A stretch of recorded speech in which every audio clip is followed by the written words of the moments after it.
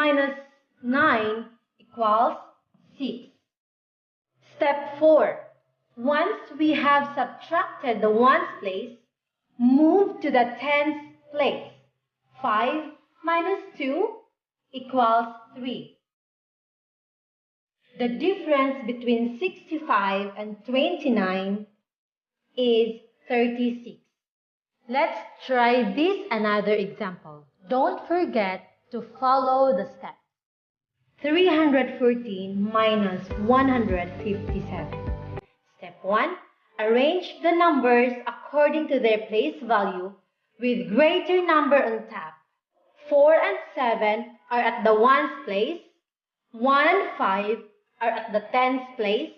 3 and 1 are at the hundreds place. Step 2. We begin with the ones place.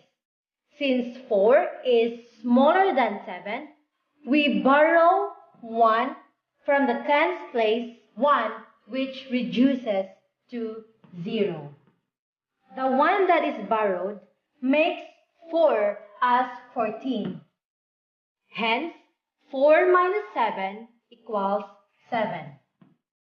Step 4.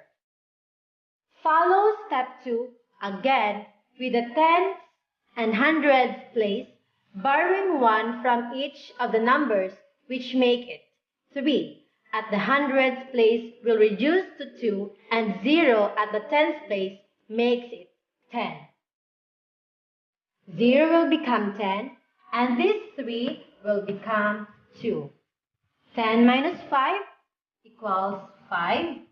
And this 3 becomes 2 already, right? So 2 minus 1 equals 1. Hence, the difference between 314 and 157 is 157. We can always check our answer by adding the subtrahend and the difference to get the minuend, as addition is the inverse of subtraction. Keep in mind that we use regrouping in subtraction when the minuend is smaller than the subtrahend. Again, regrouping in subtraction is another term for borrowing.